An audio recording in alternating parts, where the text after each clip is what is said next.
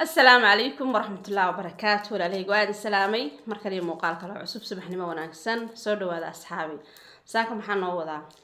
وحنا وضع هذا إلهي يدمو قصير يدي رجالين سلا سعوت إن شاء الله كونوا دي رجالين إيسا وحاول بقصوم على أنك جذبته نما عرفتي هور الصعد عاد مرة بيالاتو قفك بالعادن كأدون أنتو تشوجو وحصوم مرة وشيء بدن وكل دوجن مدور بنا وحلا جرب إنه عشر كقاطو maaha inaa maalin kasta weji iyo caqabad ku soo marto aad meesha shalay iska taagnaato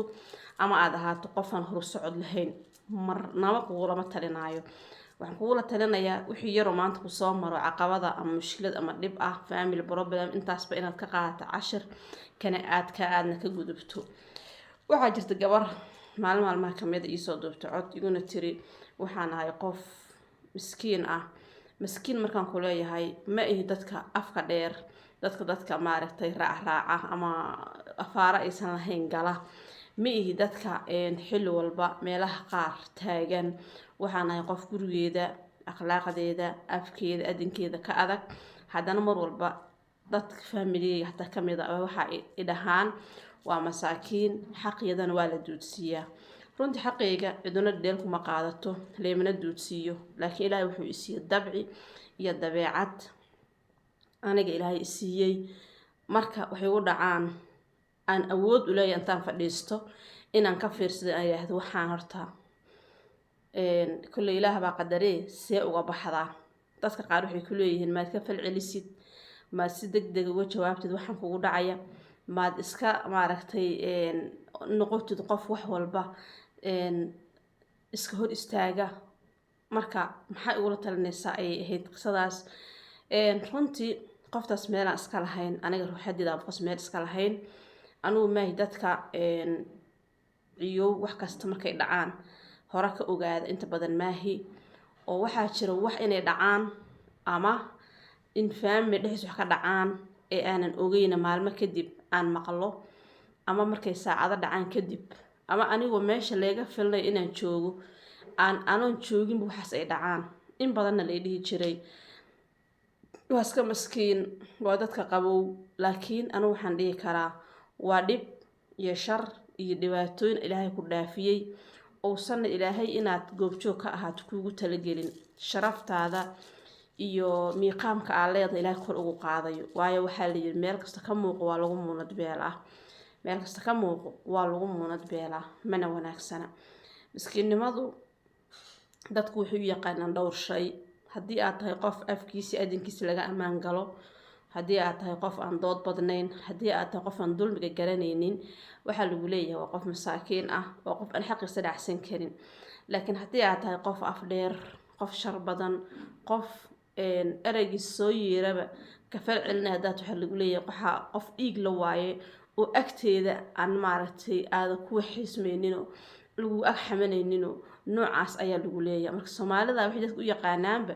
qofka miskiinka ah ee dantiisa yaqaanay Allihii uunta ka baqaya waxa afkiisa iyo adinkiisa kontaroolaya ay u kontarooliyin ka soo baxaya ay doqon u yaqaanaan qofka afkiisa aan laga amaan galeynin marka la rabo inuu caradiisa qariyana cariis aan qarinaynin wuxuu u yaqaanaa qof dhiig leh oo fircoon oo wax walba ma iska caabinayo yaqaanaan gabadhaas waxaan kula taliyay qaabka hadda aad tahay inaad sii qaadato alla ka cabsi iyo aqoon kororsi maahane hoos ha uga dhicin ilaahay dabeecad uu siiyay miinimada degan ah kaal iska arag ah ma ahan in aad istiraal leeyahay waaba nolol lagu caayay iska bedel oo maanta dhaqan cusub aad bilowdo hadda ma ahayn runtii 7 bilood 8 bilood ka hor ay ahayd markaas waxaa dhacday wax in badan lala maleegi jiray ama iyada la rab inay ku dhacdo inay ka badbaaday inuu uga badbaaday markasta dikriga iyo qof akhris badan maadaama ay tahay oo ilaahay dhinac ka marsiiyay haddii hagardaamo lagula doono ee aadan ahayn qof lugtiisu ama socodkiisu badan yahay meelaha qaarna aan tegin isna ilaaliyo isxakameeya waxaa macquula inaad in badan ka badbaado hagardaamadaas lagula damacsan yahay qofka muslimka ama mu'minka ah ama miskiinka ah ama afkiisa adinkiisa laga amaan galo kaligiis maaha ilaahayba garabkiisa la jira ilaahay ayaa garabkiisa la jira si kasta oo lagugu tashto ama si kasta oo adiga wax lagugu maleegana meeshaas ilaahay baa jooga adigu daacadnimadaada iyo inaad qof bili aadana dib inaad u geysto aadan rabin haddii xilliba daacad ka tahana wax ku haleelaya ma ay jiraan wax ku haleelaya ma jiraan runtii subxaanallah mana wanaagsana qofka in xilli walba uu ahaado qof shido iyo fidno iyo dhib u taagan waa inuu qofku danihiisa qaaskaas ka wato wixii caqabado ku soo mara ama soo wajahana yacni soo uga bixi karo inuu uga baxo gabadhan qisadan aan idin wadaa waxay tahay gabar faamiligeeda in la dunsho lagu talagalay dhinacyo badan laga soo weeraray mar walbana iyadoo weliba ninka iyada qabay ka haysanin support fiican labada qof markay isku tiirsan yihiin waxay isku noqdaan laba derbi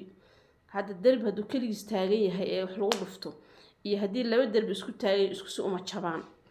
marka labada qof markay saa isku yihiin in kastoo dhinac kastoo laga soo galo si sahlan waxa loogama gudbi karo ee layskuguma diri karo ayadoo ninkii xagga ninka ka haysanin wax sibood ah oo uu kala saf yahay inta badan dadkan inay guri ka dumiyaan raba uu safka leeyahay ama afkaar adag iyo wax looga joogsado uu samarna lahayn ayaa afarta gees laga soo weeraray gabadha maxay sameysay mar walba waxay ahayd qof istighfaarta akhrista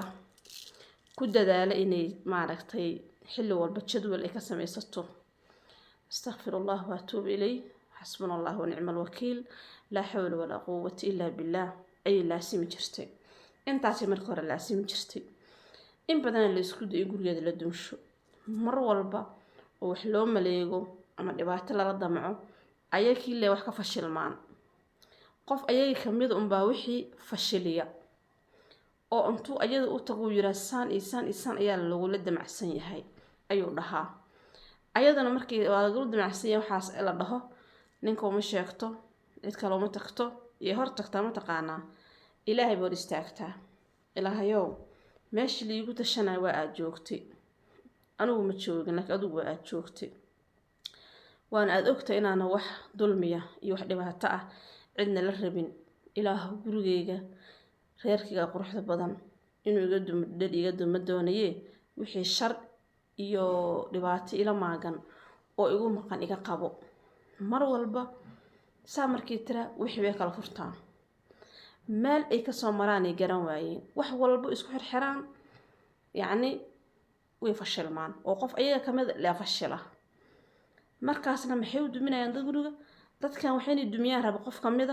ayaa ninkan la rabaa in la siiyo lagu daro qoftaan ilmaheedana qadka dhan laga rido dulmigaas oo dhanna ma fiicna mana wanaagsana saas in la isku dulmiyana wax fiican maahan dhowr sano ayaa sheekadaas la waday maalinkii dambana ilaahay wuxuu u soo jeediyay isla ninkii uu qalbigiisa u soo jeedshay gabadhii asagoo weliba waxyaabaha la sameynaya qaar ka mid ah badan ogaa haddana aan maaragtay afkaar badan iyo difaac badan midna u samayn jirin laakiin ogaan jiray mar qura ayay ninkii qalbigiisa si sax u qabsatay mar qura oo ninkii soo jeestuu yiri gurigayga intaasoo san inaad dumisiina diyaar u ahaydeen qaar ka mid ah walaalihiisa ka mid ah maanta wixii ka dambeeya qofkii raba inuu gurigayga dunshanay hay soo maro qofkii aniga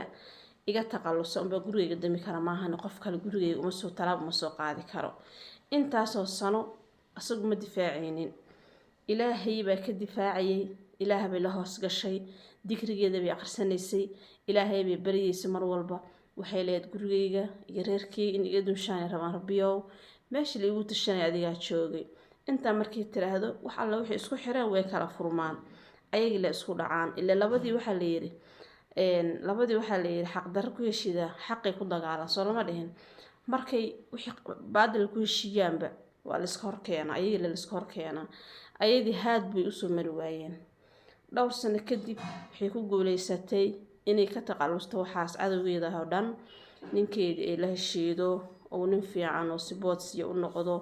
oo yiraahdo maanta wixii kugu dhaca anaa kugu sameeyay hadda kadib in badan aad soo jihaaday soo sabartay aad maaragta ahayd qof la soo mari waayay maanta wixii ka dambeeyana ana difaac ku ah mar kastaba ayada waxaa difaac u ahaa ilaahay subxaanahu wa tacaala ma fiicno in xilli walba lagu fikiro in guryaha islaameed in la dunsho laga shaqeeyo. qofka ka shaqeynaya inuu guri islaameed dumiya asaguna raba inuu gurigiisa u dhisnaado waa qof goof haddaa garanaysaan goof waay wuxuu rabaa inuu kiisa u dhisnaado wuxuu ku fikir inuu ku islaameed dumiyo laakiin ma soconaysaa waay ma soconayso. gabadhaas waxay ku badbaaday tasbiixda astaghfirullah wa atuubu ilay xasbunallahu wa ni'mal wakiil laa xawla walaa quwwata illaa billah. gadaal ayaan ka bartay tirsaliga nebiga wanaaga uu leeyahay maalintan qabsadayna oo aan ku darayna waa marka ilaahay subxaanahu wa tacaala odagayga qalbigiisii oo siiyey يعني jacayl fara badan iyo kaargarayn fara badan iyo naxariis fara badan oo aan ka heli jirin aan ka helay derbi kasta oo hadda i horyaalna marka allah tasbiixda aan ilaahay baryaya laga soo gudbo oo asagu ii noqday markii horena uu ahaa meesha la ii soo maray wadada la ii soo maro. marka gabar walba oo gurigeedu leecayo ama dulm iyo dhab ay ku jiraan waa inay adeegsataa dikriyadan. waa doqonnimo in gurigaaga inta in la dumiyo lagu tala galo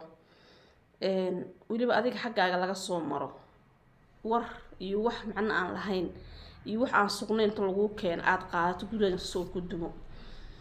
waxaa kaloo jirta qasa amaan dhageystay gabdho dhan oo isku day inay maaragtay guri dhisan ay dumiyaan. qasadan ama hadda aan ku sheegi rabo waxay ku tusinaysaa faa'iidada iyo wanaagga ay leedahay inaad cid bilaadan wax ka sugin ee adiga aad shaqaysato noloshaadan aad maareysato noloshaada maanta ku filaato oo noloshada aad maareysato ilaahay wax kugu soo aqbalto marka kugu maamayaan laakiin bilaadan intuu soo tago inuu afaarahaaga soo gal isku madayaayo ilaa waxaa tahay qof isku filan shaqadiisa xooggiisa muruqiisa maalay ayaa tahay. nin baa reer lahaa Afrika u joogaa walaalihii dabada ka soo biila sida usoo biilayeen unbay reerka soo faragashteen bay gabadhii waxay ku tiri dad wanaagsan oo waalida ayaa tihiin intaasna garab hayay na biilinayay waan kaga mahad celinaynaa waan ku mahadsan tihiin laakiin ha isku daynina marna inaad reerka daaqilka inta gudaha usoo gashaan aad anay asaga na maamushaan oo waxna dhexdanada waxa yaala aad kala rogtaan ha isku daynina. halkaas colaad looga qaaday markii iska celisay gabadhii oo waxa ay rabeen ee la faham weysay colaad baa loo qaaday waxaa la yiri fur naag baan ku dhisaynaayo. reer dhan oo dhisan markaad dumiso ee aad hawaan bosan ka soo qaado midka cusub ee aad dhisayso nuqaadiga ma og tahay. gabadhii ilmaheeda ninka waa laga furay maadaama la biilayay gacanta lagu hayay wax la siinayay ninkan marba meesha loo jeeso u jeesanayo maadaama uu asagu ismaamuleynin tan lagu maamulayo asagu shaqaysanaynin aqligiisa iyo garaadkiisa oo sii inuu u jiifo xoolo qof soo shaqaystay. waa laga furay reerka waa laga dumiyay naaga loo dhisay naagti loo dhisay halkaas u gashay yakii asagiiba tii hore ayaa janno noqotay tiina markay aragtay sida ay yihiin ya barcadii uga dhaqaaqday waxay tiri shalay dhibaatada ii geysateen iyo xanuunka soo mariseen dib inaad iigu ceysiin lagama yaabo waan idinka tashaday afarteed cunugna waan ku filanahay haddaad doonaysaan biish haddaadnan biilay soo ma ahan falqiyaar la shaashara samayseen aniga iguma celinaysaan. marka dad badan waxaa jira maasha allah aad u aqli badan guryahoodan dheeldheel aan looga duminaynin iyo kuwo war yar loo soo sheegay oo la rabo in reerka looga qaato guryahooda si sahlan oo ugu dumo. marka gabdhaha waxaan leeyahay dhalinyarada ah ama wiilasha dadka dhalinyarada ee reeraha cusub leh aqligaaga iyo maskaxdaada ka soco wiligaa ay allaha yaan lagaaga dhigin qofkan nolosha kala dhexaysa cadow yaa lagu tusin ilaa adigu aad aragto xumaanta inuu qofku dhaqan rabin inuu qof wanaagsan ahayn daa aragto adiga waa ka tashanaysaa laakiin qofkii oo ku dhaqaayo oo ku daryeelayo oo gurigiisa dhaqanayo oo reerkiisa rabo ilmihiisa rabo in inta miciyo bah lagu soo jeedsho adiga asaga qofkaaga lagu soo jeediyo waa aqli xumo birina meel laga dhaqaaqo. nin wax furo maxaa la yiri falkiisa ku laabay baa la dhahay naagti la furan fadhiyo ma yaalade marka adiga wax furto hadda iyo reer cusub iyo koow ayaad maaragtay raadinaysaa qofkii shalay guri laga duushana waa aad meesha raba loo jeedinayaa. marka kaliibkan dhiirigelin waaye walaalaha dhiirigelin u yahay dhalinyarta ah ee guryaha maanta ay u dhisan yihiin dheel in looga dunsho halis ay ugu jiraan ama kuwa badan oo guryahooda laga dunshay ee maanta ka shalaysan yacni sidii looga dumiyey kuwa badan oo maanta reerihii ay ka dumeen dadkii dunshan ay dhaqmayaan ayaa buuxa marka qofka gurigiisii intuu qof ka dunsho asna uu reerkiisa dhaqanayo waa goobsan kuu sheegay guri dadooda dumiso kaagan waa duma dhisnaanayo soo ku dumaba la soco markaas waxna wanaagsan la shadka intii waa xageena fikradaha quruxda badan waa xageena guriga islaamada lagu maqan hal iska daayo dad badan waxaa jira guriga islaamada ku maqan iyo dad badan waxaa jira dadka si wanaagooda iyagoo ka talinaya u maleeyo inay guryahooda iyo reerahooda ku maqan yihiin laakiin kuwa sax ah waxaa jira guryaha reeraha ku maqan aan la ogeyn ilaahayna kuwaas naga qabto shartooda shidankan dhaafiyo marka waxaad la subaxnimo wanaagsan meel buu joogtaan salaamu calaykum waraxmatullaahi wabarakaatuh